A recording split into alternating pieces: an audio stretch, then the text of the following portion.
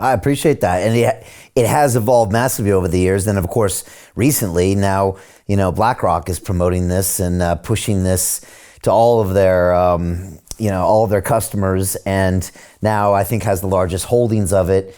And, what they say about JP Morgan and BlackRock being arms of the government. So it is starting to get some strange bedfellows.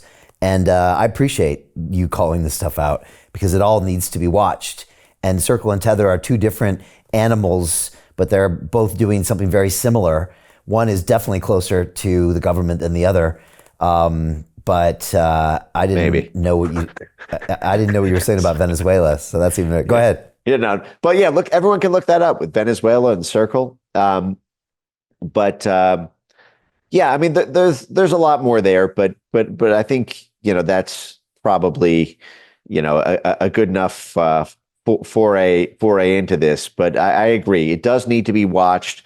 I think even people who are maximalists. I mean, the one thing that I would say is we don't yet know what will happen to the promise of free speech money in the form of Bitcoin when Bitcoin is used at scale by governments deemed to be hostile to U.S. interests, which is to say that everyone thought free speech on the internet was a sacred cow, untouchable.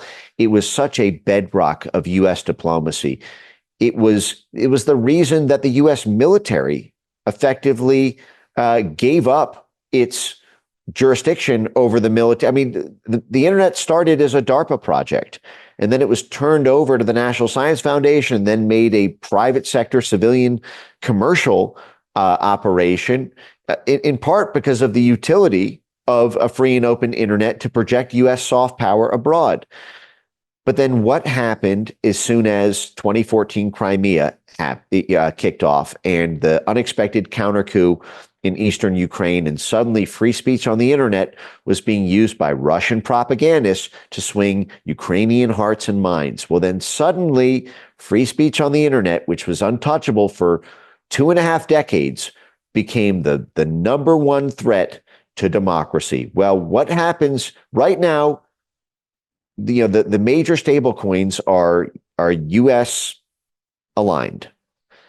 They're buying U.S. treasuries. They're being protected by the U.S. Justice Department. Circle, as you mentioned, is formally regulated. Tether has the longest leash I've ever seen of any corporate entity in my entire life. What happens if Russia starts becoming Bitcoin maximalist? What happens if Russia at scale starts to evade sanctions on through the banking sector by pouring, hundreds of billions of dollars of its state treasury into Bitcoin? What's going to happen to the user-to-user capacity to end run banks using Bitcoin at that point? I think there's a clear case for what's happening at the institutional investor level because of the utility of cryptocurrency to do intelligence work, to prop up the US dollar. I think there's an open question about what's going to happen to the relatively defenseless retail, consumer to consumer, user to user level when you start to see. I don't think it's been tested yet in terms of the threat it poses to the blob. I think that is when the true face of Bitcoin will really be revealed, and whether if it gets shot in the face, so to speak, at a moment like that, is it going to get up and yell, fight, fight, fight?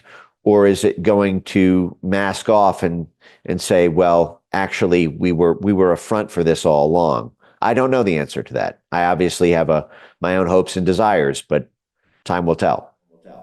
Yeah, it's a great point, and it's a great analogy you make when it comes to freedom of speech online. And I can see a lot of scary parallels there. Especially when it comes to peer-to-peer communication being disrupted by a bigger force because they see it as a weapon being used by others. And that clearly happened with free speech online. Hey, I know investing in crypto is scary. It takes a real leap of faith because there are so many scams, rug pulls, and bad actors out there. It's a dangerous business, which is why 95% of people lose all their money. Well, that's why I created the London Real Investment Club, so you can access the hottest deals on the planet and use the crypto bull market to create the generational wealth that you deserve.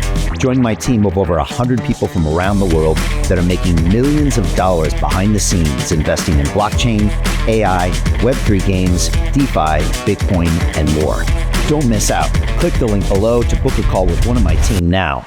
But hurry, this bull market will end soon.